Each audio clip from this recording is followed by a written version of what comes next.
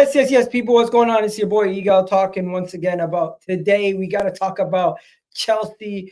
We're playing Chelsea at home tomorrow at the Emirates Stadium, and Arsenal cannot lose to Chelsea Football Club. In the state that Chelsea Football Club are in this season, Arsenal cannot afford to lose to Chelsea Football Club. I just have to get that out there, ladies and gentlemen. If Arsenal lose to Chelsea Football Club, it will be an absolute joke, an absolute disgrace, and they will be able to sit there and tell you that they have ended our Premier League campaign. We cannot let that happen. We have to make sure we stop Chelsea from doing anything in that game. We have to neutralize them completely from beginning to end. And I'm going to have two Chelsea fans coming on today for the match preview, and I'm also going to have Deo. But before we get started, I thought I would just start a little bit early before anybody joined and just ask everybody, how are they feeling? It's been a busy couple of weeks, and I haven't been able to speak to the chat properly. So I'm just going to say, what up to me? She's saying Palmer's out for tomorrow's game. Chelsea have like 9 injuries. That is true. Chelsea have a lot of injuries. If I'm not mistaken, just looking at the sheet right here, Chelsea have Ben Chilwell, who could potentially be out. They have Nani Meadow. They have what do you call it? Nkunku, who's out. Palmer, who's ill. Lascelles, who's injured. They have Levi Colwell, who has a toe injury. Malo Gusto might be injured for a knee injury. Reece James, you already know who's out. What do you call it? Robert Sanchez, who's out. Lavia, who's out. Wesley Fofana, who's out. Chelsea have a lot of injuries. So with that being said, we cannot afford to lose to this Chelsea team with all their injuries that they have. And then you're coming out here with the 8-12 predictions. That's crazy. Also, come on, Arsenal. Yeah, come on, guys. We got to be serious, guys. Let's be honest here. We cannot lose to Chelsea. We need to be able to beat the mid-table teams. We just can't do that. And also, just to let you guys know, Timber played today in an academy game, and Timber scored in an academy game. It was a 2-2 result. It's 2-2 at halftime, if I'm not mistaken. The game is still going on, but Timber has been subbed off after Timber scored a worldie of a goal. And Timber is back, and Timber is actually playing it with the academy setup. People, no one's scared of Chelsea. Come on, let's be honest. But yeah, they're playing Blackburn Rovers in the Premier League, and this is very interesting to say the least. Also, there's a situation where Dusan Vlahovic, what the hell? What the hell is that? What the hell is that? You got to be careful with this app, man. There's some crazy shit pops up. Sorry about that, people. Dusan Vlahovic, let's go back to this. Dusan Vlahovic has been linked to Arsenal and will have 51 million. 51 million they're saying they could sign him for. I don't think we're going to sign him for at all. Let's keep it real. This is just fake news from Juventus. They're trying to link us to some player for no reason. So we got to just chill. Yeah. And then we got 17 people in the house. People, do me a favor, hit that like button. Let me know what you think the score prediction is going to be for the Chelsea game as the rest of the boys jump in. I'm just waiting for Deo and Chez, and of course, I'm also waiting for CB to join me any moment now as we get the show started. Deo is already backstage. Big up Deo. Deo, how you doing? I'm good, man. How you doing, man? I'm chilling, man. Just getting ready for this big game versus Chelsea. Hopefully we get a result, and hopefully we don't have to stress ourselves out, because I felt like the Bayern game and the Aston Villa game really stressed the fan base out, and it took a toll on some of the fans, really becoming very negative, giving up on the team. Some of them have, but it's like we just need to win all our games. We just need to stay focused, win all our games. Chelsea, they're a beatable team, and as we've seen them this season, they're very inconsistent. And without Cole Palmer, what do they really have to threaten us with if Cole Palmer is injured? I mean, let me even just address the Bayern and Aston Villa game first, real quick. Reactionary fans are the ones that annoy me the most. It's okay to be emotional about the game and be like, I'm upset that we didn't play well. I'm upset that we lost. But then to have that recency bias of like, oh, the last thing that happened, look at what they just did. And because of recency bias, you want to judge the entire season based off all the good stuff they've done. For me, it's child's play. Those are not real fans, as far as I'm concerned. Like, as far as I'm concerned, you are a fan because all you care about is the trophy and not the team. And now, so let's create two scenarios here. Scenario one is Man City. They dropped out of the Champions League in the quarterfinal to Real Madrid. they had to travel in a couple of days and play a game again against Chelsea in the FA Cup. The players complained about the stress that is taken on them. The whole season, they're tired, they're fatigued, they're feeling their hamstrings, but they still had to play through the hard. The same thing with Arsenal. We dropped out of the quarterfinal against Bayern. We had to play a game in a couple of days. Of course, the fatigue is there, the stress is there, but we found a way to win.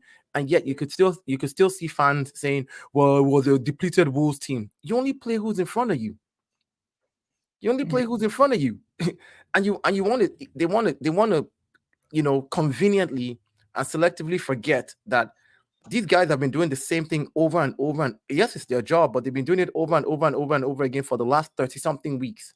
You try doing that and see if psychologically you don't get tired of it, if physically your body doesn't get tired of it.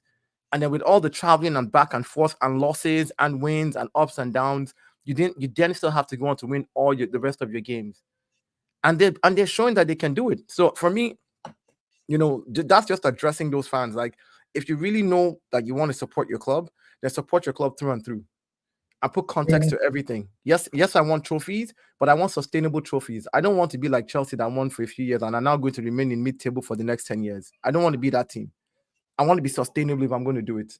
I want to be the Man Cities of the next generation, like win every year by building a solid backbone behind the team, building a solid academy behind the team, and making sure that every single thing that we're doing, we have a future plan for it. Not just a one-off or win a trophy this year and then don't win it again. Liverpool done that only one Premier League, to be fair, though. No, but Liverpool won one of every trophy at least. No, but it still wasn't good enough holistically.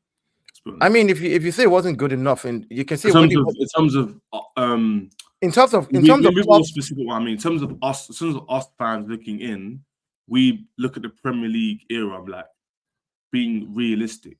It's not really that great, but obviously to you as a fan, if Arsenal win the Premier League this year, that's a massive fate because they haven't won it for 20 years. So it's going to feel a bit more different than Man City wouldn't win their 5th in a row. I know, but that's something that's recency bias as well. At the same time, like if you think about it, Liverpool, even though they hadn't won the Premiership, still had the second most top flight EPL trophies of all time. So for them, in as much as we can say they hadn't won it in 30 years, other teams had 30 years to win 30 trophies and catch up to them. We didn't. We all had 30 years. Do you know what I'm saying? So for them to have won it, so you can say maybe in Klopp's era of 9 years, it's a little it's not a lot of trophies for 9 years. You can say that, but he did win one of every trophy in those 9 years, and that for me as a manager, like it's okay. It's okay. No, it's not. I'm saying for Klopp. Let's get off the Liverpool topic and let's come back to the Arsenal Chelsea topic. Before we go any further, I just want to know, where did the news come from that Chelsea are now going to be out with Palmer and Gusto are out? Where did that break? Who broke that?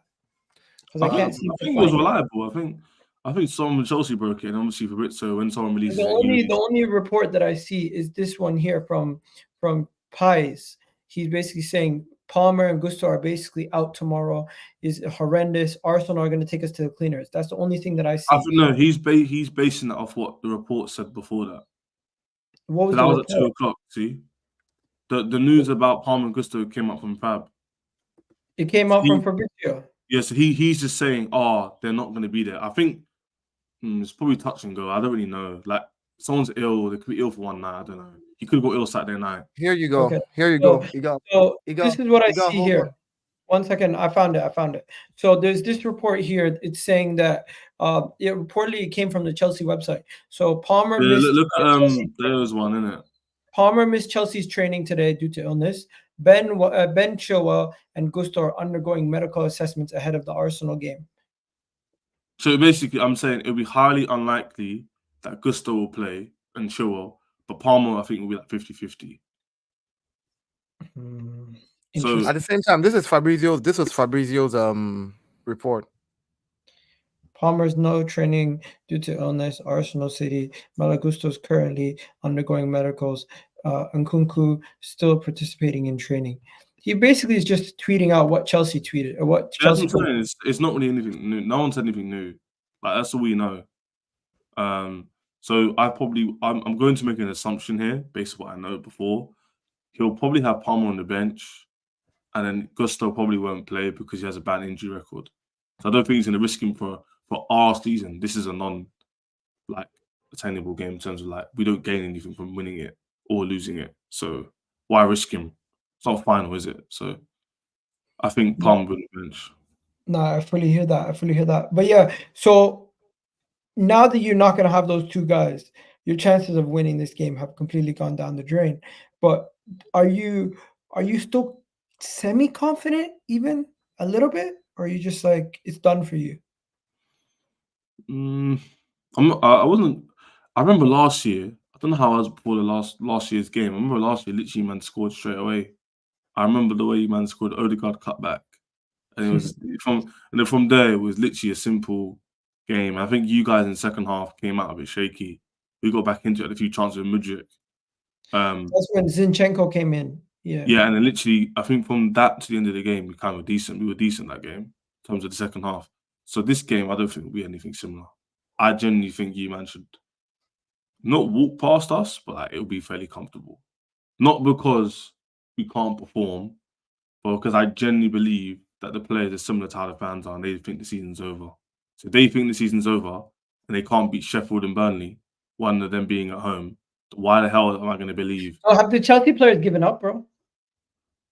They haven't given up, but it's just been the attitude throughout the whole season. It's called it's called self-preservation at a certain point in time of the season. Because if I were a Chelsea player, I don't want to go all in the last 6 games and get injured. The next season, I'm totally out for the first 14 games because I'm trying to prove a point, even though I know we're not going to get very much out of the next 4-5 games. You have to understand that sometimes the coach might be like, let's just play for glory. But the players are like, man, dude, if I get injured, you're going to buy somebody else over my head. And I may not get back in the team. So self-preservation sometimes by players is something that I've come to realize happens. And I think certain players at a certain time of the season. So remember, they've been doing this, like I said, week in, week out, 30-something weeks. You're tired, your legs are tired. I mean, I saw a video of is David Silva? No, not David Silva. What's his name again? Silva from Man City, an interview where he literally said, I was feeling my hamstring from the very beginning of the game against Chelsea to the Bernardo Silva, from the beginning to the end of the game. He said we had 2 days. He said this is about our health. So some players are like, look, you know what? Hey, it is what it is. We just finished the FA Cup 2 days. I'm not going to kill myself. I'm going to preserve myself because I know we didn't get the FA Cup trophy that we wanted. That would have been a boost for us. At least we'd have just come in and easily rode this out. Even if we beat Arsenal and win our next 5 games, the teams above us, if they win all their games, we still don't make Europe. No, but to be fair, thinking about as you're speaking, I am deep in. If they did have an ounce of optimism and even a realism, they could actually get a top 6 position. It's actually in our hands in a way, because the teams that are above us are as inconsistent as we are. We also think we have 2 games in hand on West Ham, 1 game in hand on Man United. I think our goal difference is better than theirs. So in theory, if we were to win all our games, we finish at 6th. So in reality, we have something to fight for, but I just don't believe they're gonna all of a sudden change their mentality for 1 game. Bro, being in your position a couple years ago, I always thought we were gonna at least draw together a couple wins. But getting any level of consistency throughout the season is difficult. When you're in a rut, the inconsistencies and the poor performances, they just come out of nowhere. You'll have a good game, and then the next game, Jekyll and Hyde. So especially with your team just losing against Man City in the fashion that you guys did, where I thought you guys were the better team at times. You played very well. You gave it a go, and you created so many chances. I just don't know if you're going to create that many same level of chances at the Emirates. I think we can. I just think Arsenal, the way we play a lot more defensive than Man City. Man City let you guys have a lot of goals at them. No. The reason why I'm saying we can is because each of the top 6 teams we played, we've created many chances. Even the Liverpool game, we lost 4-1. We had 2 penalties we should have got, and we created chances. Yeah, but one sec. In the Manchester United away game as well, we lost that game 2 or 3-1. McTominay scored. A rubbish game, by the way. The quality of the game was poor. But again, we did create chances to score. Mudryk had sitters. Jackson had his sitter. So there's nothing to say in this game we won't create chances. Yeah, but in the top, but in the top 6, your team. I don't think your team. No, that's not the point. I'm saying the top 6 teams. Hold on. You gotta wait. Rewind. He just said something. You're not scared of Arsenal. No, I'm scared about us because look at Man that's City. fair. That's fair. Because the Arsenal game we played at home again, the Mudryk goal was fortuitous, and the handball's the handball. But we were in the lead and we still didn't win. That was because of us. I know, but That's what I was about to say to you as well on the chess. The top 6 teams you've played, that Arsenal game is the one where you created the least chances, even though you've created a lot of chances in all of them. So you understand what I'm saying?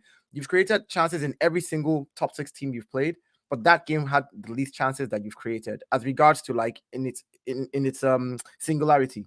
So of course, let's just say maybe you created. I'm just making an example here. I haven't looked at the numbers, but I've looked at the data earlier. Let's say you created 5 chances against Arsenal. In other teams, you created 6, 11, 15. But that was the least. And remember, that was at the bridge. So now you're coming to the Emirates. There's going to be that home advantage as well. And Arsenal is the one team this season that, if nothing else, the stats show it. We don't allow people even create the chance. We get 1 goal on shot. I mean, since January till now, I think we've allowed maybe 10 shots on target against us, if I'm not mistaken. At a point, it was 4 shots on target against us after playing about 9 games or something, or 8 games, something ridiculous like that. So we've created less chance. We don't allow teams create chances against us in as much as Man City will. Man City know they're going to score, so they open up a little bit more. We don't. So coupled with the fact that it's at the Emirates, coupled with the fact that we have a good record of not allowing teams create shots against us, I think that you'll create chance. I'm not saying you won't, but you'd create less chances than you normally would against other teams. Yeah, I know your point. You're saying, because you don't take your chances a lot, even when you created like 11 chances against another team, you guys don't take those chances.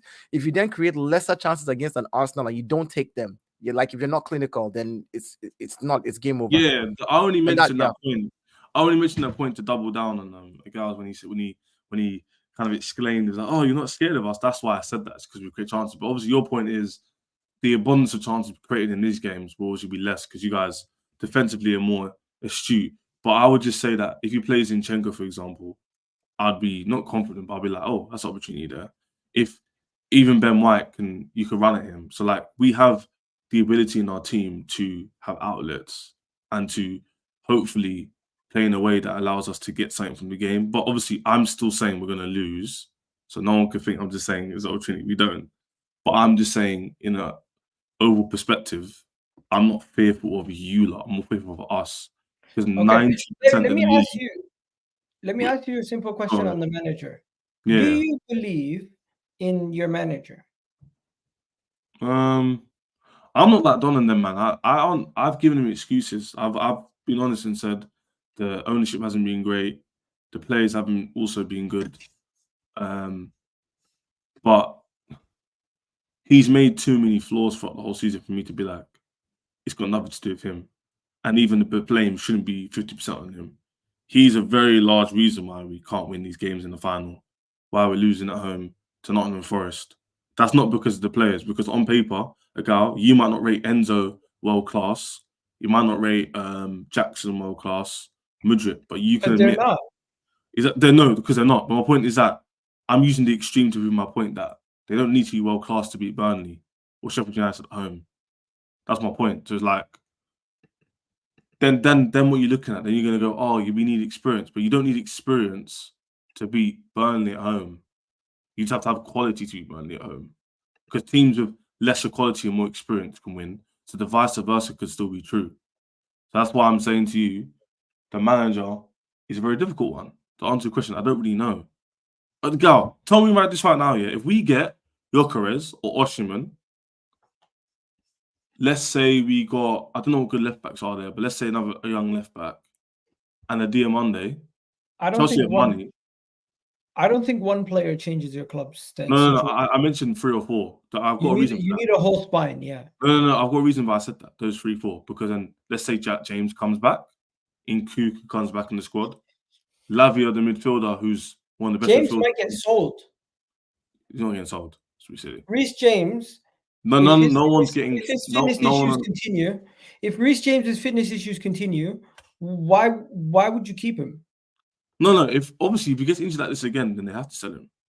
But he's not getting sold in terms of like if he's fit, for example. But anyway, I mentioned those players, plus players who got injured to come back. That's the spine you could build from. You're not looking at Chelsea's A team right now, or B team. This is basically our C team. The Sassy, Jackson, and the Sassy and Jackson in particular would not be playing if we had our best team. They wouldn't be nowhere near the squad. They wouldn't touch ball. The Sassy and who? Sassy and Jackson, for example. Okay, if you have a fit squad, who starts? What do you mean? If you have a fit squad, who starts as your striker? Nkunku. Okay. Palmer in the 10. Madueke on the right. Nkunku, who's not really a striker, he's more As like... I said, he doesn't need to play striker because obviously you can change up like we do anyway. Okay. And then who would be your starting defenders? Wesley Fofana 100%, Silva or Chalobah, James, and then Chalobah. Wouldn't you admit that Chalobah plays less than Disasi this season? He's been injured. That's why. He's had more injuries than Disasi. Disasi's been playing more because he's been readily available. It's not because he's good. Fofana's been out. Baleshile's been out. So then your recruitment's the problem then, because you literally just brought this guy in this season. No, he was meant to be a third or fourth place centre back to come in. Him playing as a third or fourth centre back is fine because he's calm to come off the bench or play in one-off games. Because he's poor, he can't play 10 games in a row and be good for those 10 games. Maybe like the Man City game, I remember you praised him. He was good that game. Then the game after he was poor. That's because he's not a good player. He's average. He's like okay. A lot of your fan base do overhype him. So I get. No, he's not that good. He's fair enough. Let's just tell me what's going on with your season though, because I know you're mid-table right now. You're what 9th place. Somehow you're 9th, and you somehow have a good goal difference. It's just crazy. Not somehow, bro. Like you need to watch. You scored 61 goals. You scored 61 goals. We should be higher up in the table if we had a more competent team. No, but your defense is terrible. It's not just our defense. It's not our defense. It's easy to look at numbers and stats and just attribute what you believe to be the facts. The facts are the intangibles were lacking, yeah. The management system were lacking, yeah, and the ownership recruitment's been poor. We should not be 9th. We should generally, if we had 2 or 3 experienced players, be like 6th. Egal, if we'd beaten Burnley and Sheffield, today would be in 6th. Right now. You know that? Crazy. That was only 2 weeks ago. But you want to know something? So we're not like, oh, we're like, how are we here? Like, if Arsenal won 2 games last season, we would have won the league. So it's like we can't really use that hypothetical. It doesn't work. No, but I'm not saying that like you might couldn't win the league because you bottled it. I'm not saying we couldn't have got sick because we and you guys can't get European football because you're shit. That's my point. You both bottled it. So the same logic you just used about Arsenal, you bottled the league, we bottled top 6. That's my point. It's not because we're not lucky to be. You guys were never in contention for it. No, bro. Like I just told you, like I'm going to tell you, if you hadn't lost or drew to West Ham and those teams, you would have gone on to win the league. Whether you like it or not, whether it's Saliba's fault or not, or Arteta, doesn't matter. I look at the facts and maths. If we'd beaten the teams we need to beat, we would be in the position we need to be in. But the intangibles and all these things matter. It's not just the manager. It's not just the players. It's a collective. You can't be looking at my league table and going, oh, you're 9th. How are you 9th? We shouldn't be 9th. The way we performed this season is not 9th. What? We had 2-3 more competent players. If we'd beaten Sheffield and Burnley, we would be in 6th right now. So you just used the example of what I walked into. Cheers, the problem is this. He said to me, the problem is this. Let me just tell CB something. Hold on. You guys have scored a lot of goals. You scored a lot of goals, but you No, but I'm not. Hold on. Let him explain. Because CB might be losing his point. Yeah, because I need to make CB understand. A guy was like, CB, yeah. Oh, you're 9th. How are you 9th? Like, what? I was like, bro, like, if we just beat in Sheffield United and Burnley, we'd be in 6th today. And he was like, last year, we didn't win the league because we didn't win those 2 games. That's why I said you bottled it. Our team's bottling it right now. We're not good enough. The intangibles ain't there. The ownership is being dodgy, etc. The tactics. So the same logic you could give for your reasons, I can give for mine. So when Deo's going to nuance about the defense and the sassy and this, it's more of an issue than looking at one metric. So let me explain. Cheers, the problem is this. It's not. Not what I'm saying. nuance. So let me explain what I mean by so in games where you've drawn the games, right? If you had conceded less goals, you'd still be in sixth. All I'm saying is in the games that you drew, like, so go look at all the games that you drew right now. Just go to your table, look at all the games that you drew. If your defense had not conceded those kind of easy goals to tie the game, that's an extra 2 points in about 3 or 4 games, right? So not even just winning against the last Burnley and all that. Let's just say those games, let's say you lost them. So I'm talking about the fact that you scored 61 goals and conceded 52 goals. That's a lot.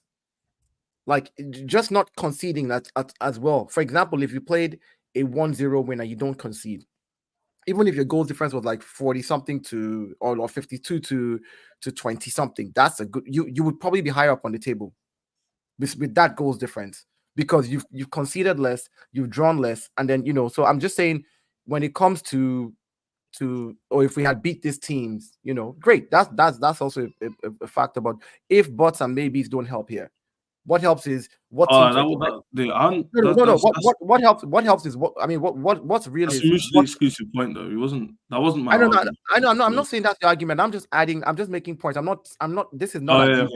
This is not. This is your. No, I'm just saying, like, there's many ways to look at this. If you had not drawn the games you drew, you would probably be higher up on the table. Think about it.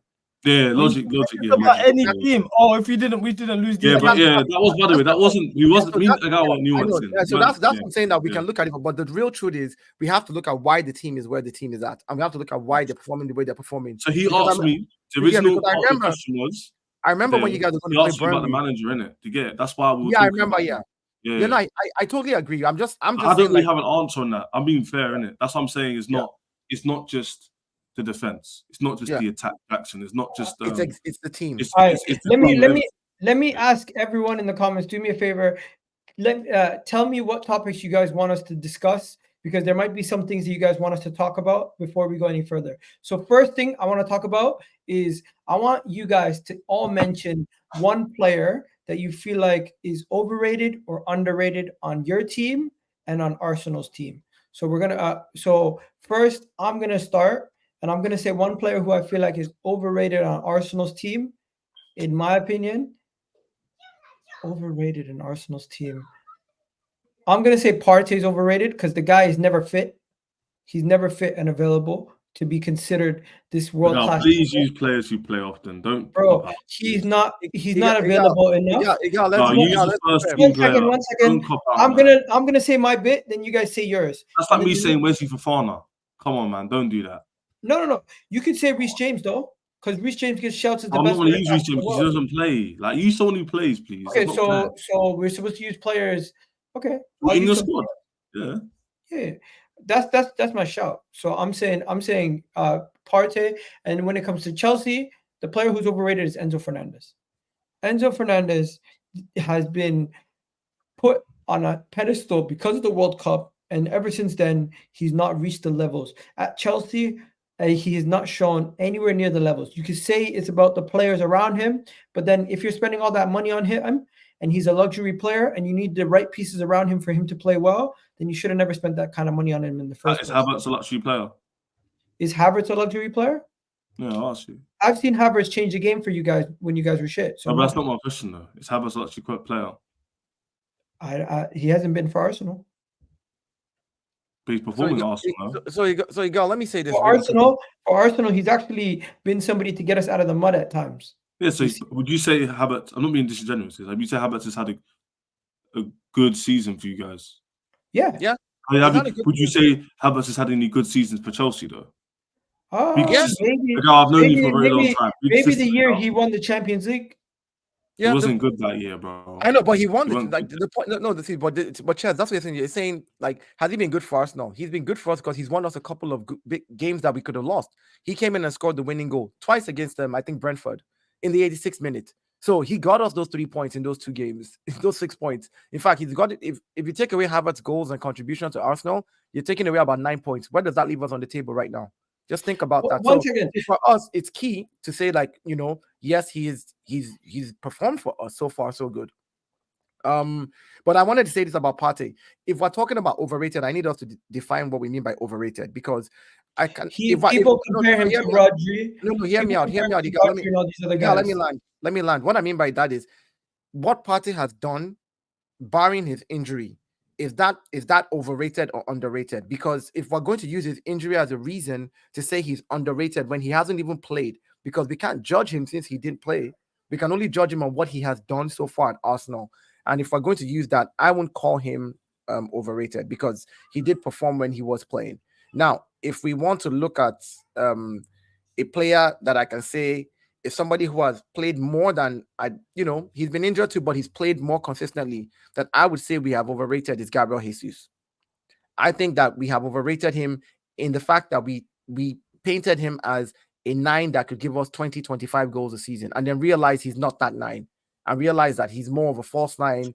And because we had already rated him that way, it becomes hard for anybody else to see him the way he really is, which is he's a false 9. So I think that's one player on Arsenal's team that I would say we've overrated, based on his performances and what he's delivered so far. That's what I would say. What's your good the player you rate from Chelsea, isn't it? The player I rate from Chelsea is actually Malagusto. And I think if there was one player I would take at Chelsea at Arsenal today, it would be Malagusto. I don't know if you guys agree with that, CB, but I think Malagusto is probably the only player you guys have in your team that could start for us. And I mean consistently start for us. I mean, I would say it's more than... Because Cole Palmer, there'd be a debate where he would play. Where I think Caicedo could fit in your team and put Rice in the 8. I think Gusto would go into this team right away and play left back. You don't think Caicedo can go 6 and Rice goes 8? But that's what we're saying, though. If Partey is back fit and pumping the way Partey was pumping last season, obviously not. Yeah. There's no switching that. That's what we're talking. That's what I'll say. Like, and Partey is back now, but we've not played him as much. So hopefully next season we definitely have him. Let's see what CB says. Wait, by the way, who would you take at Chelsea, Dayo? Who would I take at Chelsea? Honestly, just for it, man, I'll take Cole Palmer. I'll take Cole Palmer. I'm not saying, like, here's the thing for me. Cole Palmer is that player that, I'm not saying he's going to start week in, week out, which of course he's going to want to do, because that's why he left Man City in the first place. He wanted more minutes. But you would take Cole Palmer to be backup for Saka? Not backup for Saka. He wouldn't be a backup for Saka, because Cole Palmer is the kind of player in certain games that you need, because he's going to pull out. And if he plays in an Arsenal team that actually controls the game, we control the game, and we hold the ball, and the way we play, Cole Palmer will thrive, because he's not going to get double tagged. Saka would drag 2-3 players away, and Palmer would enter into that, right? Like the games where I see like Odegaard not pumping, that 10 role where Odegaard is a little down, and we've seen that in the beginning of the season where Odegaard was not Odegaard. Cole Palmer would fit in that role for me. I'd let him play that 10 role. So I'll take. There's a lot of, and the thing is, Cole Palmer is young again. That's why I want to take him. I'd rather take the younger guy who I know that eventually, can still mold and become someone better. Fingers crossed that injuries don't deter his career. Just like a bunch of young players we've seen. We saw Dele Alli. We've seen ESR now, and we've seen him. The last time ESR scored was about 2 years ago. Damn. And to think about it, we still see the baller in him. Like, we know he's a baller, but it's just but that's the same. That's the same with Chelsea and Reece James. But let's hear from these guys. What are you saying, CB? You haven't spoke much yet. Who would you take at Arsenal, and who do you think is overrated at Arsenal, and who do you think your best player is at Chelsea, or somebody underrated at Chelsea, and who do you think is overrated at Chelsea? Cool. Who would I take from Arsenal? Saliba. We have no defenders. I'll take Saliba. If not Saliba, Declan Rice. I think he would actually be a good partner for Enzo. Just doing the groundwork. So yeah, I'll say Saliba. Overrated, Martinelli. Martinelli or Gabriel Jesus. Martinelli and Mudryk. Martinelli. You could make an argument. I'm not a fan of Mudryk, but the most deluded Chelsea fan can make a strong argument for Mudryk over Martinelli this season, and that's criminal. especially off the back of the season he had last year when everyone was saying he got 15 goals in the league. What's he gonna do now? This and that. Remember Klopp was saying he's a player of a generation, the same Klopp that wanted Julian Brandt over Salah. So, you know what I'm saying, talent ID when it comes to some of these gaffers is insane. But yeah, I'll say Martinelli overrated. At Chelsea, who's underrated, I'll say Connie Chukwuemeka. He don't really get his flowers that much in midfield. He's never had a bad game for us. He got injured after scoring against West Ham. When he's come back in the side, he's been tidy. I don't think he's been given enough chances, and the fan base don't really talk about him. But he's a good midfield option to have. I feel like he helps when breaking down a little block. We saw against Man United, it was 3-2 down. He got subbed on. He created a nice chance that led to the penalty. And you know what I'm saying? I like him, man. I like him. Overrated, I'll say Enzo, but I feel like everyone knows how I feel about Enzo. So I would say, yeah, maybe Mudryk. Mudryk has been, he's the first fast player I've ever seen who's scared to run in behind. It makes no sense. I don't feel like he can be taught. Ukrainian. Stevie again. Whoever rated Mudryk though? No, you see him overrated. He has to be rated. Come on, man. No, you say this, and then you go on our time. Don't give me a Twitter man. Then, like, who actually said he was a good player? Like, who actually said that? There's people out here who would rather sell Sterling, that think Sterling is the biggest problem in our squad, and want to give Sterling's minutes to Mudryk. That's criminal. Sterling's 29, 30 this year. Mudryk's 23. That means nothing. It's the age doesn't mean anything to me. Stevie, age means everything in football. Stevie, quick information. Just so you know, and I know if I say this, you're going to be like, oh, excuses. It is, yeah. Martinelli, you said overrated. I understand why you said that based off last season, but this entire season, Martinelli's been playing with a knock. Nah, no. Listen to hear me. No. Enzo has two. No. Why Enzo, can't you just say he's been poor? No, I'm saying he's poor. No, listen, I'm saying he's poor. Hear me out. Listen. He's poor. But here's the thing. It would have been worse off. I would even call him way more underrated if he didn't have the knock. I'd have been like, you know what? You're even way more than poor because you're fit and you're playing this way. That's worse. So all I'm saying to CB, I said I agree with you. I agree with him that he's overrated, but you have to factor in. It's the same way if I look at certain players in Chelsea, right? Enzo, for example, everybody's talked bad about Enzo. I did some research on him, and apparently he's been playing with a knock all season. Apparently, Enzo's had it. So for me, when I hear people knock him down, I just smile and I'm like, you guys are knocking down a guy who's playing with a knock all season. Do you know how hard it is to play with a knock all season? Like, imagine if he didn't. Imagine if he didn't. My thing is, imagine if he didn't have that knock, right? If he didn't have that knock and he played that way, then I would be like, you know what, Enzo is crap. But I would not, like, when a player has, and this is why I say this, players who are playing for 30, 40 games, week in, week out, competitive games, they're still playing Champions League, they're playing, you're playing FA Cup, playing this, playing that. You try doing the same thing over and over and over and over again with the sprained shoulder. Like, just try lifting the same thing over and over, week in, week out. At a point, your mind is tired of doing it. So I understand when players are not performing, and I'm like, you know what? If this player is fit and not performing, then this player that's when I'm upset with the player. But then that's when I'm play. You know, if that's the case, just don't play. If your injury is that serious, the medical staff would advise you not to play. Here's the thing. Here's the thing you have to understand, CB. Every player plays with something. Nobody's ever 100%. My point is, there are some recurring things like with players that you're just like, it's bearable. And in every game, just as the games are not going the team's way, psychologically, the player is losing more interest. He's not, it's not going his way. Maybe there's a move he wants to make and he feels that little strain, but he carries on. And that little half second of not being able to get the half a yard, he's upset with himself. And this first time he tried the move, second time, third time, it'll demoralize you throughout the entire game. Now, just don't play. I agree with you. Let me just bring it back. It's Chez's time. Chez, who's overrated at Arsenal? There's a few players. Obviously, I'm going to name two. Bukayo Saka and Martinelli are probably my two stinkers. So why do you think Bukayo Saka is overrated? I don't know if he can carry Arsenal like everyone thinks he can. He's coming from a good. Once again, that's not a reason to call somebody overrated. No, but as in like Milan. So like people rate his potential. They rate the way he's playing right now. They rate the way that he's helped Arsenal get from C to B, because not A yet, because he haven't won anything. And I think people they rate him to a point where they believe he could be like a guy that you could do a type of Salah thing to, like an Eden Hazard type thing. But I don't know if he's that kind of player. So I rate him to a point, but I don't rate him to the point where he can directly impact a club in that kind of way. For me, in bigger games, he's a bit, I don't trust him in much bigger games. Let's not do this because it's like a big game gimmick, because he scored against all the top 6 teams away from home and at home. If I'm not mistaken, he's dunked on Chelsea many times. He dunked on Liverpool, City, Man United, Tottenham. What other games do you want him to dunk on people? He scored against Bayern in the Champions League knockout rounds. It's not all about stats.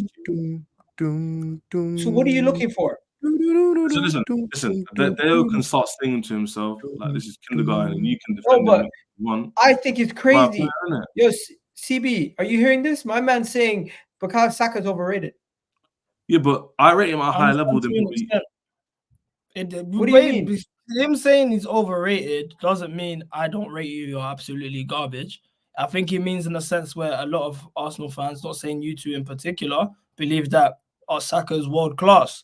Well, when it comes to world-class situations, i.e. April last year where he went ghost in the season when it was crunch time, i.e. the Allianz Arena where he's putting corners at the first man, you have to question the classism in all of that. So that's what he means in terms of overrated. And that's all I mean. What about when he's performing for England? When you guys hear me say overrated, you think I mean, I don't rate him and his numbers haven't improved and he's not improving. No, I never said any of that.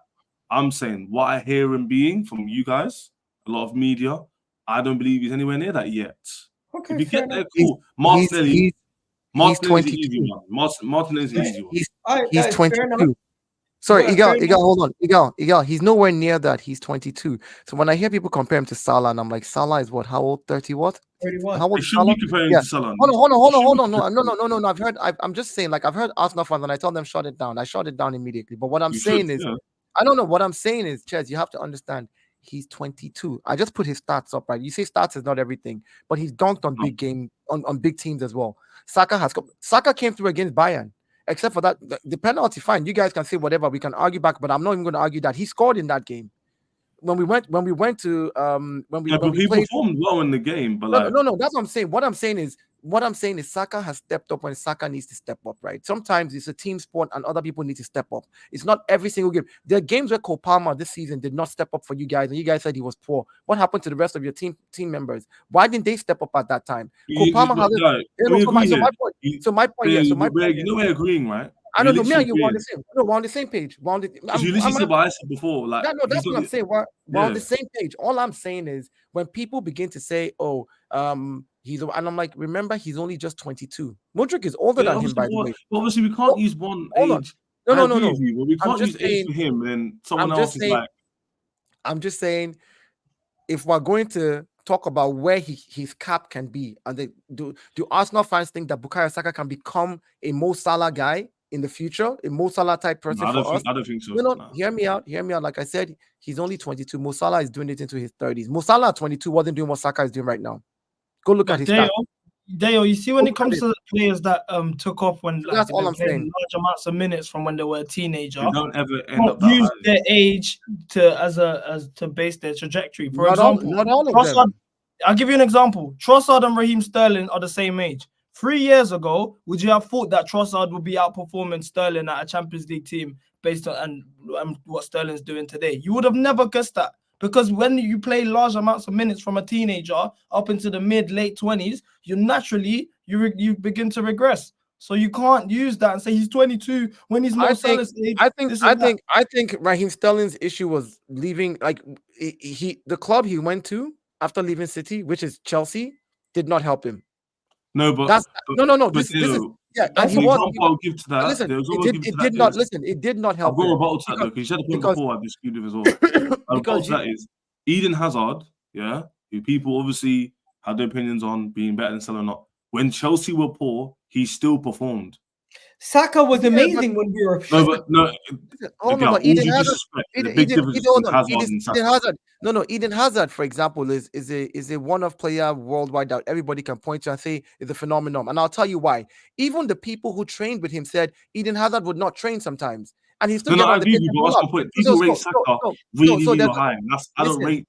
Listen, That's- we rate Saka high because we see where he's going. He started as a No, left but back. I too hope, high, I bro. hope, He's I not- hope. he's I nowhere listen. near I hope. world class, bro. I hope. He's I've not not. said. Have you heard me use the word world class? No, No, not I you. I'm haven't talking to said that Arsenal yet. fans. You know, I'm just an Arsenal fan. Not you. You want to know something, guys? We got a lot to cover today. Let's keep it moving. Ches, who would you take from Arsenal? If you could sign one player from Arsenal, Ooh, hypothetically, obviously. I'm gonna say. I'm gonna go with Saliba as well. It's about defense. Saliba, Yeah. of course. Moving on to Chelsea. Who is Chelsea's most underrated player?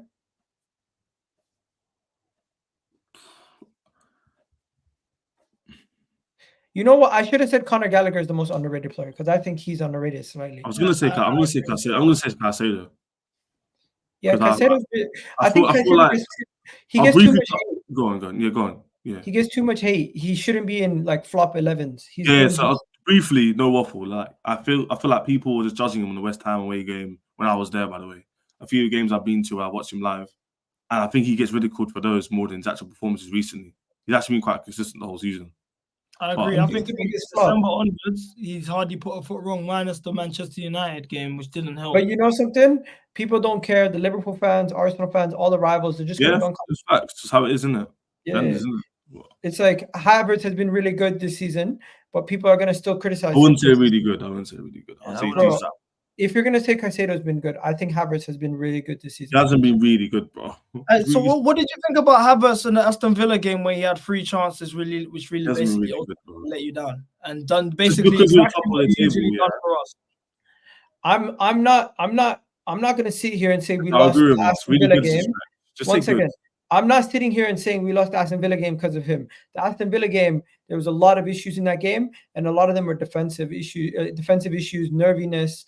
Havertz this season has not been a flop for Arsenal. He's been a decent signing. He's gotten us 10 goals, 5 assists, crucial winners also versus Brighton. First Brentford twice. Also versus Luton, he helped us basically come back into that game. He's been crucial in majority of these games. Even Man City, £65 million. Man City at home. Man City at home. You know what? He also set up the goal. This guy, he's also been crucial in the fact that he's played. No, he's been good. He hasn't been really good. Let me address this part. He's played 32 games this season in the Premier League. He's played 10 games in the Champions League. He's played 2 games in the EFL Cup, and he even played in the Community Shield. This guy, Kai Havertz, this season, durability, ability to be available in the midfield. Really and don't forget, this is his first season at Arsenal. He's learning. He's been in the Premier League for 3 years, bro. But he's learning to play in a position. And this has been his highest performing season. He's been in there for 3 years because he was at a club that did not know how to use him. Let's call a spade and not a garden utensil. You guys, listen. You guys will sit here and you can criticize him all you want. Bought him as a midfielder. You don't blame him. It doesn't matter what we bought him as. It does matter. That's what you bought him for. Chaz, you can't tell us what to use him as. That is not your job. You sold him to us. You can't sit there now and say because you bought him in midfield. No, listen, because you bought him in midfield. If you don't use him in midfield, you agree on Dale's point about Dale. I'm not interrupting you because I want to interrupt you. I'm asking you. I want to see consistency. Let me give you an example. We bought Ben White. We bought Ben White. You agree with Dale? One second. We bought Ben White. Hold on. We bought Ben White. I want to ask you a question. Let him say one thing and then we'll go back to I'm not interrupting you. I'll let you go. Miguel, do you agree with Dale's rhetoric about Havertz is being found in his new position at Arsenal? Do you agree with that?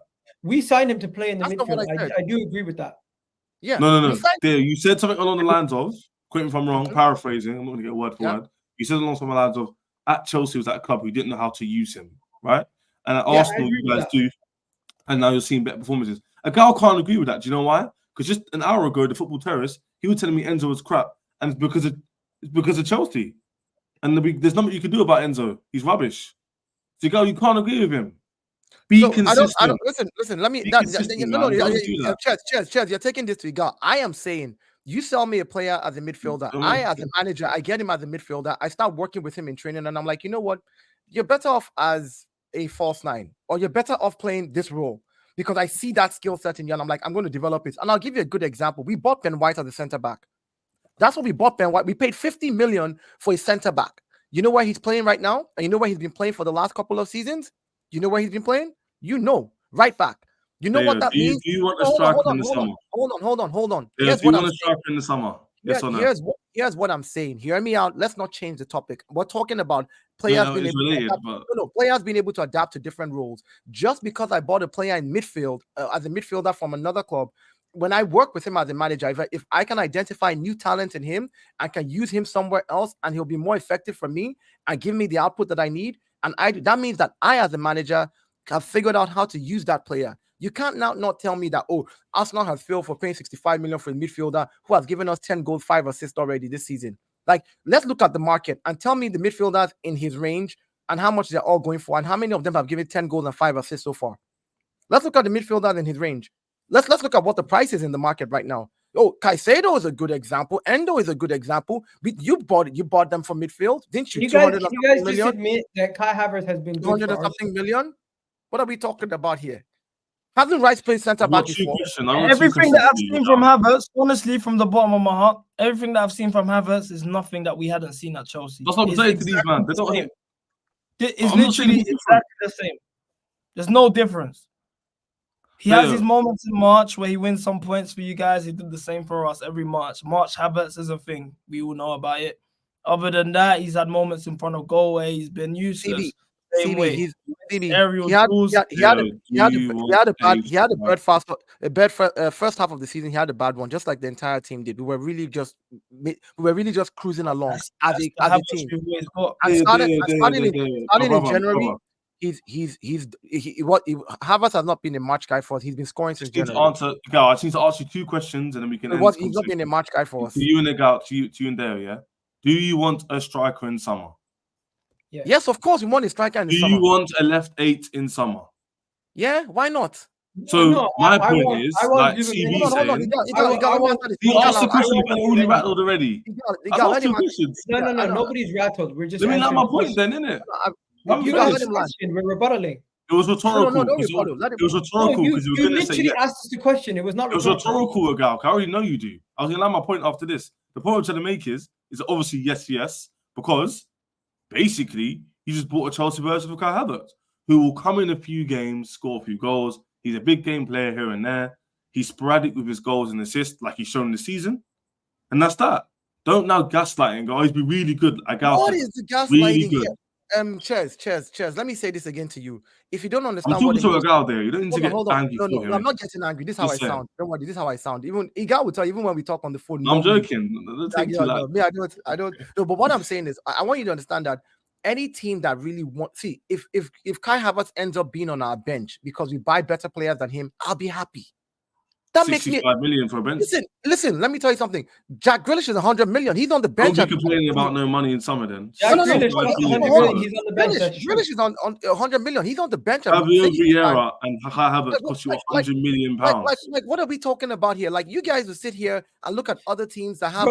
You have a collection of academy kids. Vieira and Havertz will cost you 100 million. Don't talk to me about opportunity costs. Hear me out. Listen. We're not talking. Let's not go into how the club spends money or the accounting system. All we're saying is this. So what? Saliba and Gabriel cost less than Fofana by himself. No, but you just said you want a striker in an 8, no? No, but I'm just showing you. I listened to what I said. I said I want a striker. I want an 8. I even want a left back. I want a team of. I don't mind us getting rid of certain players in the team and having better players. I don't mind having. Listen, I don't mind having Partey on my bench if I have somebody better than him. I don't listen. All I'm saying is, if I bring in somebody better than Kai Havertz and Havertz is on my bench as my bench player, all well and good. 65 million on my bench. Look, there's clubs that have 80 million on their bench, 100 million. Jack Grealish sitting on the bench. I don't see you guys. He's not good. Don't use him. He's not good. Listen. But the point is, but no, listen. He's good or not. You don't talk about whether he's good or not. You just say, "Oh, Havertz 65 million on the bench. Oh, that's not cool." But there's another couple of 100 million on the bench. Let me just call it stop spade everyone for a spade, man. second. This is a disgrace. We have Mudryk 75 alone. people in. We have 75 people in the chat. We don't even have 30 likes. Do me a favor, hit that like button right now. It is absolutely. Actually, we have 40 likes. It just jumped up. Do me a favor, guys. Get us to at least 50 likes. What is this? Get us to at least 50 likes. Let's get to 1/3 at least. Hit that like button right now. It's absolutely free. And also make sure you guys do check out all the videos on the channel. We're live all the time. We're doing a lot of great content. We're almost at 27K subscribers. So please do subscribe also. And I'm going to put the links to everyone's channels in the description. But before we go any further, we're about to do the combined 11. CB, are you there? My Hala Mudryk, 80 million on the bench. Can you hear me? Yeah, we can hear you, bro. Hey, why are you so triggered? We passed that. I'm messing with you. Why is this stuck in your head? When you saw me laughing, I was messing with you now. I was just like, yo. Yeah, people saying the yapper. Listen, Arsenal cannot lose to Chelsea, but now that Cole Palmer and Gusto are out, I wouldn't be surprised if we smash you. Cole Palmer will probably play, bro. Anyways, let's do this combined 11 quickly. I think this should be quick this season because there's not too much comparisons in certain positions. Goalkeeper, can we agree, Raya? Yeah, more. The whole combined 11 is Arsenal to the brim. Now, if you want to add Palmer in the 10, or you can if you want. If you want to put Gusto instead of Ben White, or I'm taking Gusto over Ben White. I'm being shameless. Exactly. That's, you get me. But at the end of the day, I'm putting Gusto left back. There should be minimum 10 Arsenal players on the thing. I would put Gusto left back. So Saliba's in. 10 Arsenal players. You know, some of your fans compare the Sassy to Saliba. No one does that, bro. I don't know what Chelsea fans you come across. You don't believe I've seen it online. The one that you could make an argument for, and based on this weekend, he's ruined it, because if the weekend was different, I would have actually made the argument for him, is Jackson and over Gabriel Jesus. That would have actually, and Havertz. That would be a wait, we're not having Jesus in this team. Or Havertz. No, I'm taking Jackson over Havertz, though. I know, I can't lie. Put Conor Gallagher over Havertz as well. Why is Havertz in this team? I'll put Conor Gallagher. Relax. What are we doing here? What are we doing? Theo's got a bit more sense. Theo, talk to your fellow Arsenal. All right, fans. so let's do What this. What are we doing here? Why is Havertz over Conor Gallagher? Let me tell you what I would put as my anytime I'm picking strikers in a combined team. Anytime I'm just showing you my team. This is what I would do. This don't look right to me, bro. Trossard has 14 goals. Trossard has 14 goals. My man, Cole Palmer. We're not doing goals, Ting G. Come on. No. But see, they're forwards. Ches, you have to as a team, right? Your best chance of scoring more goals is putting the guys with the highest GA as your forwards. Like, play the guys that have the highest. Because still got more goals than Jackson. No gas, has he? I think I don't think I think Jackson has 7? No, Jackson's got 10. 10. I think Trossard has about 9 or 10 as well. I think Jackson should be in there. I think Jackson has more of an impact in games than Trossard overall, though. So I'm just saying, like, for me, if I'm picking my forwards, like, when people complain exactly like Bukayo Saka is tired, they should rest him. I'm like, no. The manager, Arteta, of course. You got to play your best chance by putting the guys who have the highest GA, like the guys who can give you an opportunity to score. You rest them. I'm not going to argue that. You don't need to keep saying that. I know what you mean. I'm just saying. I was just saying. I question the goals thing on Trossard because I know Jackson's got more. Because Havertz has what? What's Havertz GA again? I think it's 15. Havertz has 15 goals and assists. Yeah. No, but Havertz is there for the GA. GA from midfielder stinks. But if we actually could perform better than him though over the course of the season. We could also put in Jorginho. 1 second. But I think Connor's played more than Jorginho though, and he's been more consistent. If I was you, Gal, do a pivot and put a 10, put Palmer in the 10, then you can make an argument over Havertz and Jackson or Jesus as a 9. Or we could just put Conor Gallagher because I would rather put Conor Gallagher in there. But Palmer's not. I genuinely think if Jackson was in Arsenal, he'd perform better than Trossard. No. So CB, what we're saying is, like, when you see them in this position, this is not like they're going to play. They're not going to play that position. We're just saying, like, these would be my forwards. So however I choose to jig them in the, like, if you choose to put Trossard on the right and Saka in the middle and Palmer on the right, like, you can move them around regardless. Yeah. Like, these are the 3 top, like, forwards that we think should be in the team. And then midfield as well, the 3 top midfield people, regardless of. I think the only position we can argue over, really and truly, is this one right here. Our left 8 has to be Connor because you don't even have a left 8. So it has to be Connor. Havertz has been balling. At the end of the day, Havertz doesn't play in midfield. He plays up front. He does. Havertz this season has played a large portion of his game. And if I read out the stats to Ches now, Ches will be like, oh, I didn't no. Ches, The whole season needs to end. You know what it is? You know what it is? When he even plays 8, beyond the striker. One second, Ches. This season alone, Kai Havertz has only played 13 games as a striker. He has played 24 games as an attacking midfielder and 8 games as a central midfielder. Okay, can you admit when he plays 8, you know what Arteta does? He makes Havertz have these advanced runs. But you just said we bought him as a midfielder, right? So what are you now complaining about? No. You've bought him as a midfielder, but he doesn't get the majority of his goals and assists. He plays majority of the games in the midfield. He's playing majority of his games in the midfield. You know what? If you might want to drink the Kool-Aid, that's fine. Ain't my player. Bro, we watch our team. We watch our team. Listen, you paid us money, innit? I'm happy with my money. I'll take my money. If you want to defend him, it's cool. Bro, hopefully he wins you the Champions League. Bro, we watch our team week in, week out. It's like me telling you. Hopefully wins you the Champions League. It's like me telling you. Out of it, yeah? One second.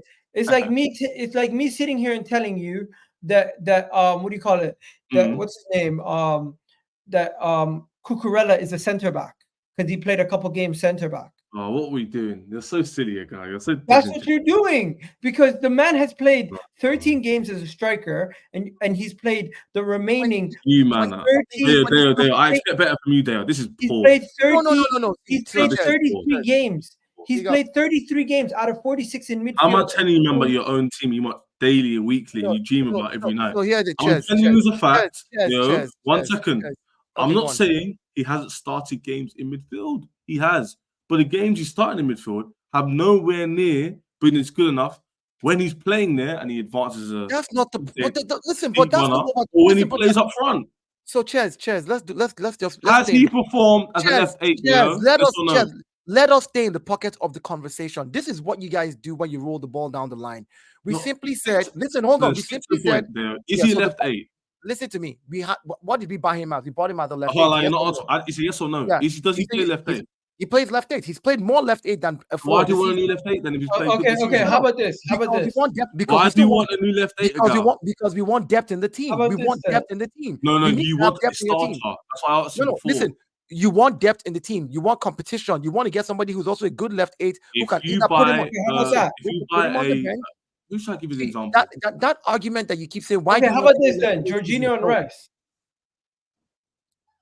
Bro, now I know you've been very disingenuous.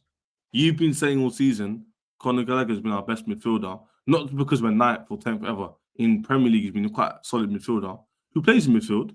He's now not making this midfield. When you man have just said to me 15 minutes ago you want a new left 8, but now Kai Havertz is the new left 8 you man want. That's not what I said. He's flipping consistent at least. Because we want more squad.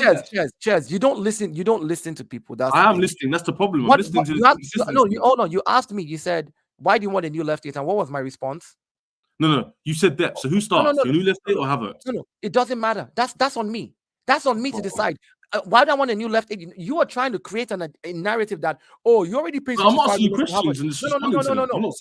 No. You're trying to create a narrative that you've already paid 65 million for Havertz. Why then do you want a new left 8? No, I want a new left 8 because I want depth in my squad. I want competition in that role. I want Havertz to know that he's not the only guy that's going to be there. I want him to be able to know that I pay 65 million for you. I'll pay 90 million for another person, and that person will come and take your role, and I'll put you on the bench, and you better get ready to be better than that person and come in there and win. That's fine. I accept that. If you can admit that you bought a bench player from us, that's fine. He's not a bench player right now until we get on. Easily will be using your logic of getting a new eventually, yeah. And I'm happy that he can be a bench player. So am I. I got my money. You got your player. Happy days. Yeah, I'm not here to argue that. Yeah, I mean, you lost 10 goals and 5 assists this season. Okay, let's guys. Before we do the score predictions quickly, what are we doing with this position? Conor Gallagher. or Hazard. I I mean, mean, you man are Havertz. first in the table, so you can put your Arsenal player. I don't mind. Like, No. I'm not gonna- I'll give it to Conor Gallagher. I said it already. His work rates is insane. So Ches said Havertz. I say Havertz. You say Conor Gallagher. I say Ches, you saying Gallagher. Havertz? I say No, Gallagher. I said Conor Gallagher. I still think, shameless as it sounds, I genuinely believe Jackson should be ahead of Trossard. I feel like he has more impact in games this season. Did Jackson score how many goals? You wanna? I think they also saying. I'm literally saying there's no agenda. I haven't argued Ben White. Haven't said Saliba. I genuinely think Jackson has more impact in big games, smaller games than Trossard this season. Because Trossard is first in the table, obviously my argument has flaws in it. So I can say this right. How many times has Jackson single-handedly won you a game? No, Igal, we can't look at it that way. Igal, we can't look at it that way. Igal, we can't. Let me just say this right. If we had to compare like starting and like, of course, Trossard has come in at the super sub a few times and multiple times, and that's how he's gotten some of the goals he's gotten and all that. I think Trossard is a great impact sub. He's an amazing player, but I think he's a great impact sub, even for us. So for me to put Trossard over what I've seen Jackson do, I think Jackson he's unfortunate to be in this Chelsea team right now, because if this Chelsea team was clicking, Jackson would be scoring more. If this Chelsea team was clicking, he would be scoring more. I've seen his one. It doesn't look right. I know, no, but I'm saying I've seen it doesn't look right because you man are realizing your attackers haven't been great this season. No. I mean, so your attackers too haven't been great. I'm just saying Jackson's work. No. I'm not having a dig. I'm just saying a guy was saying it doesn't look right because he's seeing like two Chelsea attackers, but the reality is Palmer and Jackson have probably performed better than most of your attackers this season. It's a fact. That's not a fact. I think if the chances that you can't. I think if the chances that even start. Jackson, with the amount of chances that Jackson misses, it's crazy. But that doesn't mean that he shouldn't be ahead of Trossard. He shouldn't. Trossard doesn't even start for you. Trossard does start sometimes because we have a squad. One second, we have a squad where we utilize some of the players in the squad, and Trossard's one of those players who could be a starter or could be a good impact off the bench. Same way how you have certain players in your team in certain positions, like the right back position. If Reece James is injured, Gusto's good enough to start. You know what I mean? So no one's sitting here and saying, "Oh, Gusto wouldn't even start if it wasn't for Reece James being injured." Same way, Trossard this season, he's been really good. He has 14 goals, and when it comes to it, a lot of those goals have been winners. He has a lot of our winners this season in the sense that he scored a winner against Everton. He recently scored a winner versus Wolves. He's consistently the guy who's stepping up when we need a goal. Even against Bayern Munich, he's the one who scored the crucial goal to get us back into the game. We're talking about Premier League. Let's be consistent. Okay, if we just talk about Premier League alone, he has 9 goals in the Premier League this season. This is his highest tally, and his impact is very good. Cool. Let me just debunk all those arguments very simply. Jackson, this is his first Premier League season. This is his second ever professional season. He was also 22 years old. Jackson scored. Let me finish my point. You don't hear the facts. Doesn't care about your feelings, unfortunately. Jackson is 22. This is his second ever top flight football season ever. First ever Premier League season. Has more goals than Trossard, more assists than Trossard. Scored against all the big teams. Yeah, most of the big teams. Sorry, away from home and at home. And it's for his first season, the rubbish Chelsea team, still decent numbers. Why is he under Trossard? Don't mention it. Because Jackson, his team has got nothing to do with him. One second. Jackson has all these goals, but he is still having terrible performances. His performances have been performing terrible. He has more goals than Trossard. He scored 4 goals or 3 goals. Was it a hat trick or 4 goals? I forget. One game against Spurs, and everyone came out after that game and saying he was shit, but he scored 3 goals. So it just goes to show you can statistically get the goals, but you can still have very poor performances.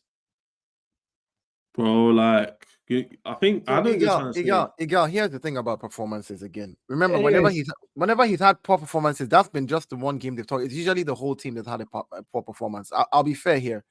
If a player is given the goals and assist, right, in a team that is that bad, and like let's be realistic here, his goals and assists in a Chelsea team this bad, If you Okay, put him in a if you put him in a combined 11, if you put him in a combined 11 with the right amount of people, with the right players around him, what do you think that goals and assists would be? Yeah, like I think you went away there. I said to Gal, he couldn't repeat my points. This is his second ever professional footballing season. His first ever Premier League season. Yeah, I He's heard in that. one of the worst Chelsea teams in 20 years. Also, as a fact, he has more goals than Trossard.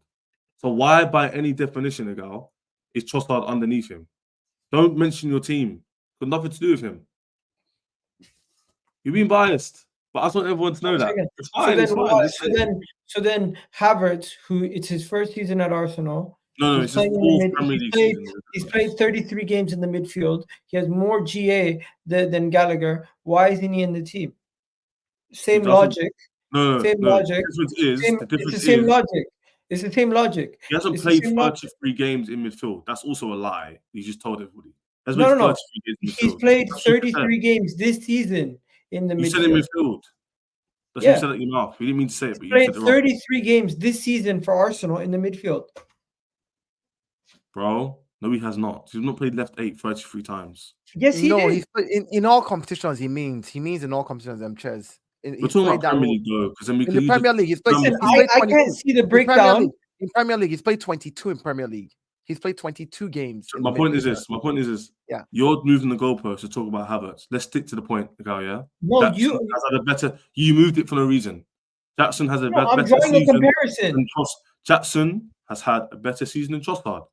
You just don't want to accept it. Most of our attack has been better than yours this season. That's okay. So it's Cole Palmer. That's okay. No one's angry with that. So Cole Palmer's left angry by it. You're still top. You're still first. One second. So Cole Palmer's left wing. Why is he left? Wait, what? What's that got to do with the argument? So Cole Palmer's left wing now. I would have to have Cole Palmer and Saka in the same team. So Cole Palmer go false 9 or centre forward, everyone will call it. So then, if we were playing false 9, Cole Palmer, then how's Jackson going left wing? Because it'd be if it was an Arsenal team, Chelsea, I'd have Jackson left wing, holding that byline. I'd have Saka on the right, and Palmer linking up with him in the centre forward. Odegaard in 8, Rice sitting, Gunnar Gallagher's my box to box. That works. Let's just end this off, Deo. What's your front three? My front three, I would go with Saka on the right. I'd go with. It doesn't matter who plays anyway for me, front, left or right. I think I'll just go Saka, Palmer, and I'll go Jackson up front. Why are you changing it? I'm not changing it. I'm saying that's what I've been. Yeah, that's what I've been saying to you also. You're not like no. See, look, I've literally looked at the stats, right? Okay, you know something? There's something that called super chats, and what those do is they actually can change our mind. So if somebody wants to super chat, they can then super chat, and it will force us to change. You love your club, man. You love your club. I hear it. No. Here's what I'm saying. I'm saying, like, if I had to play a team right now that would give me the goals that I want in the first half or second half, with those players around him, I see him scoring more. Because we'll get more assists at least. I've seen many runs that he's made and nobody passed the ball to him. I'm just like, what in the world? Like, I've seen him make some runs and I'm just like, yo, and I don't know if you didn't watch. He played in the AFCON. Senegal. Yeah. He played in the AFCON. As bad as that team was, he stood out. I thought, well, like if you watch the player play in multiple places, you then can tell without being biased about the club that you don't like or whatever it is, and be like, this player, I see exactly what they're talking about. So yeah. That's why I said I would go that way. If Gabriel Jesus was fired on all cylinders, he'd be my guy up front there. It's just Jackson's as raw. So yeah, this season he's off and on. And Jackson is young. He's raw. He's raw. He's 22.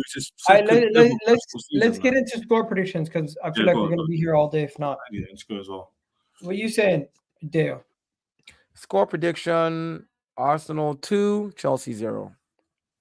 I think we keep a clean sheet again at home. I think that we've showed that we're able to do that at the Emirates. I think we probably just conceded maybe a couple of games at the Emirates. So if we can keep that up, and I know Raya is gunning for that Golden Glove, and he don't want nobody scoring against him. There'll be a bunch of scares, but I think we can do what we did with playing pragmatically like we did against Wolves. I'm not saying play at that level. I'm saying play at a higher level, but pragmatically, not allowing them to score and probably nicking the second goal close to the end of the game. Okay. And yeah, as I said, guys, you have until the end of the video to make any changes to the combined 11 with any super chats. I do see Chelsea fans in there, so I wouldn't be surprised if more Chelsea players got into this team. I would have to tweet out the team, obviously, but yeah. At this moment in time, this is what the team looks like. Let's see before anybody makes any changes. What is it? So yeah, this is the team at this moment in time before anyone makes any changes. That's the team. Honestly speaking, I think that's actually very fair. I'm not even capping. That's actually like. Well, I don't know how you have 4 players in the team. Well, because those 4 players have been one of the best players. Because you wanted Malo Gusto. I would never put Malo Gusto there. You wanted Malo Gusto. I was like, you're not here. I was like, hey, you know what? We agreed until you said left back. No. I would not play Malo Gusto left back because he's not left back. That's I think he's done it in the team though, isn't it? Huh? Also, you would drop White and play Gusto there and play someone else left back. That's what you're saying, isn't it? Yeah. Anyways, any super chat changes it? 1 second. Any super chat changes it, and of course, we'll get back to combined 11 if anybody super chats. Next, Deo, finish off your prediction. You said 2-0 Arsenal. I said 2-0. I said I think we can keep a clean sheet at home. We should be able to do that. The fact that we were able to come back at the bridge. Even though we were poor in that game, we were really poor in that game. Like it was on the knife edge. But the fact that we could come back under those conditions, I think right now the only thing I'm more worried about is fatigue. And that's not an excuse for any team. Every team is under fatigue. Every team has been playing 30-something odd weeks. So no way, he's traveling to London. Yeah, I saw that this morning. Liverpool is in the mud. Somebody do me a favor. Super chat are these Chelsea players out of the team. I don't want to tweet out a combined 11 with all these Chelsea players. So I know for a fact that it's not going to be an easy game. Like I said, if we are going to win and keep a clean sheet, it's going to be a hard-fought one. Fatigue is not an excuse. Everybody's tired. Motivation is high for these boys now. They know that if they win this game, even though City has a game in hand, it simply means City now knows the pressure is on.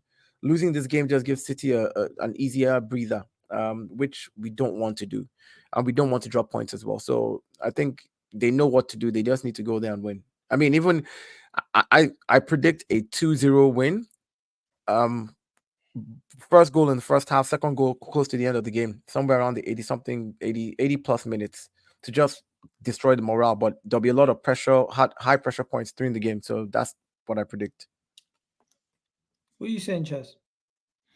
Yeah, man. I said in the football term Sunday to you guys ago, man. I'll either be a Liverpool away leg again, where you get slapped 4-0 or something like that, or it'll be similar to how it was at Stamford Bridge. And I genuinely don't know which one it will be. I feel like we have a chance on the break because you guys will commit men forward, getting overconfident because you believe in your team. That's, I think, we might can hit you on the counter attack. But at the same time, our defense is very shaky. So I don't know if we would counter attack very well if we could see loads of chances and corners and free kicks and fouls and that. So I'm still going to go with a win about my team. We beat Tottenham away, and they were unbeaten the whole season, and we beat them 4-1 away from home, paying them off the park. So I'm going to go with a 2-1 Chelsea, man. I think we could do it. And if we do it, as sad as it sounds, with moral victory, man. We start Arsenal in the league, which would be nice. But I've seen us with worse teams beat you guys, so hopefully Spurs away game part 2, man. No, Spurs is the toilet now. You have to beat them at that toilet. Like, how do you go to the toilet? It's at the toilet, man. It's like, but now you're coming to the Emirates. When you hear about the Middle East and you hear beat you, man, recently though. Lukaku, you remember that 3-0? James, that wasn't that too long ago, How long ago was that? Well, that was like 2.5 years ago. Hell no, have you beat me since then? No, you haven't. League, no, we only got a draw recently, 2-2. Exactly. Right, we lost. Exactly. Haven't lost to you since then, so don't worry. It's on. We'll see, man. We'll be here. That's the thing about me. I'll always be here. God knows. So, is what it is, isn't it? I know super chat, so you got to hold that as well, by the way. Hold that.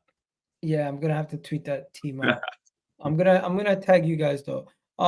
My prediction is that Chelsea were going to score because Cole Palmer and Gusto and those guys are there. But no Chelsea. I'm going 3-0 Arsenal now. I've changed my tune. Reason being, Chelsea without those players, I can see you guys getting smashed. And I think Arsenal, we cannot afford to lose to Chelsea. We're going to beat Chelsea, and I'm going with a 3-0 Arsenal victory. If this comes back to bite me, you guys can clip it up. We got Yasin in the building saying 2-2. Wallahi, If you might lose or draw, would you say like obviously it's not over? Would you be like no, it is. Would you say it'd be worse than Aston Villa? If we lose or draw, it's worse pretty than much. Aston Villa. I think it's pretty much done. I'll probably say it's done as well. If we lose or draw, it's done. I mean, the only thing I would ask them to do is just keep playing till the end of the season and make sure you finish at least a point or two away from the whoever wins. Just don't let it be 6 points. Don't be like, okay, let's just lose the rest of the games. Because at the end of the day, the most important thing, like when I was talking about the Invincibles had won the season 4 more games to the end of the season. Like they had, in fact, Chelsea was the game that we won the season with. We had 4 more games to play. They didn't have to win those games, but they went on to win those 4 games to go invincible. They didn't have to do it.